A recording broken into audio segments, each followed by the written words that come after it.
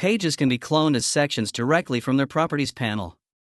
Open the Selected Pages panel and click on the copy icon at the top right corner. So, you got a few cloning choices: selected page and child pages. Creates a section with the selected page and its child pages. Only selected page creates a section with just the selected page. Only child pages creates a section displaying only the selected page's child pages. Choose a location for the section by selecting from the Clone to drop-down menu. You can add elements from the original pages, such as page types, links, notes, custom colors, files, content, and diagrams.